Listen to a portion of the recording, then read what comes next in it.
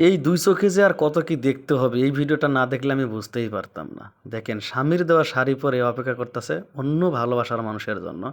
সে কখন আসবে? সে কেন এখনো আসতেছে না? তার জন্য সে ছটফট করতেছে। তার মন মানতেছে না কখন তার ভালোবাসার মানুষটি আসবে। দেখেন যেই বলা সেই কাজ। যে মিষ্টি হাসি দিয়েছে তার মানে এসেছে। হ্যাঁ, অবশ্যই এসেছে। এখন দেখেন দরজায় এসে সে কড়া নাড়তেছে ভালোবাসার মানুষটি। এবার দরজা খুলে তাকে ঘরের ভিতরে প্রবেশ করাবেন সেই প্রেমিকা। দেখেন, এই দেখেন ভালোবাসার মানুষটিও আসলো। এসেই দেখেন মহা খুশি। মনে হচ্ছে তারা এত পরিমাণ খুশি এর আগে কখনো হয়নি। আর হবেই না বা কেন? যেহেতু বাড়িটা ফাঁকা। ওনারা দুজন ছাড়া তো আর কেউ নেই। ভালোবাসা আদান-প্রদান তো হতেই পারে, তাই না? দেখেন, স্বামীর দেওয়া শাড়ি পরে ভালোবাসার মানুষের সাথে আদান-প্রদান করে।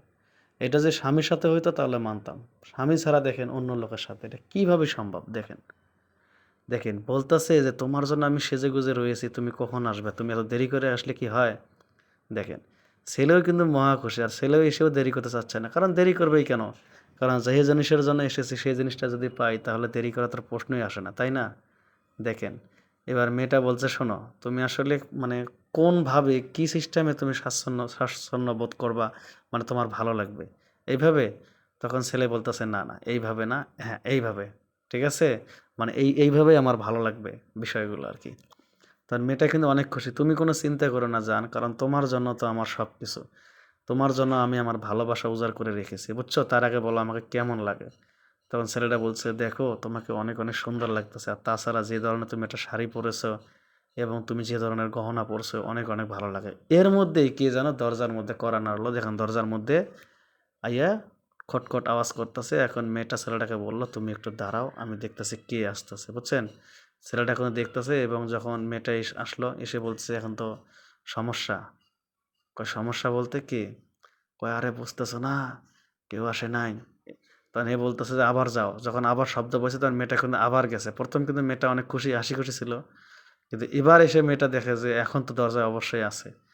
তা হচ্ছে তার শ্বশুর। তার শ্বশুর বাড়ির ভিতরে এখন প্রবেশ করবে। এখন তো তার তো মাথা নষ্ট হয়ে গেছে। আর শ্বশুর যদি আসে, শ্বশুর যদি এসে দেখে একটা অপরিচিত ছেলে তাও আবার আমার সাথে একই বাড়িতে, তাহলে কি একটা অবস্থা হবে? আমার তো সংসার পুরাটাই ভেঙে যাবে। এখন ছেলেটা বলতেছে, "এ তো আরেক সমস্যা। এখন তো আমি ঠিক বুঝতেও পারতেছি না তোমার শ্বশুর এই সময় আসবে। তো তোমার শ্বশুর যদি এই সময় আসে তুমি আমাকে কেন ডা আসতে বললা?" তখন সে বলতেছে, "আরে এত কথা বাদ, এখন একটা ব্যবস্থা করো। তুমি ছেলে মানুষ যেকোনো একটা ব্যবস্থা করতে পারবা।" তখন ছেলেটা বলছে, "ঠিক আছে তুমি এই জায়গায় দাঁড়াও, আমি একটু দেখে আসি।" তো ছেলেটা দরজার দিকে গেছে, যায়া দেখে ঠিকই তো লোক আছে। এখন হে বলতেছে, "এখন আমি কি করব? আমার এত সুন্দর সোনার সংসারটা ভেঙে যাবে।" এখন ছেলেটা বলছে, "দেখো তুমি আমাকে একটু ভাবতে দাও, একটু ভাবতে দাও।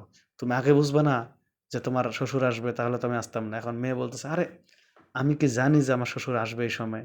এখন ছেলেটা বলছে, "আরে আস্তে কথা কও। তুমি যেভাবে কথা বলতেছো তাতে তো শুনবে যে এখানে আ তোমার সাথে আমিও আছি। একটা ছেলে মানুষ আছে।"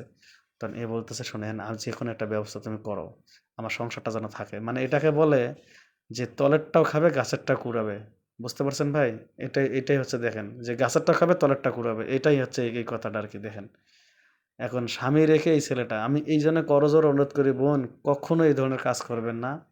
কারণ নিজের সংসার আগে যে এইসব কালপিট এনারা কখনো মানুষের সংসার জোড়া লাগাইতে পারে না। সবসময় সংসার ভাঙায়। তো আমি সবাইকে অনুরোধ করব এইসব ছেলেদের কাছ থেকে অবশ্যই দূরে থাকবা। যদি ভাই আপনাদের ভিডিওটা ভালো লাগে শেয়ার দিবেন যেন এই ধরনের কাজ থেকে সবাই বিরত থাকে। তো সবাই ভালো থাকবেন, সুস্থ থাকবেন। আল্লাহ হাফেজ। এই ধরনের ভিডিও পেলে আপনাদের সাথে আবার দেখা হবে। দেখেন সে এখন এসে কি করবে না করবে সবকিছু ঠিকঠাক করতেছে। বুঝতে পারছেন? তো সবাই ভালো থাকবেন, সুস্থ থাকবেন। আল্লাহ হাফেজ। যাবার আগে আরেকটি কথা বলি, সবাই সাবধান থাকবেন। সাবধানেই পারে অনেক কিছু থেকে আপনাকে বাঁচাতে।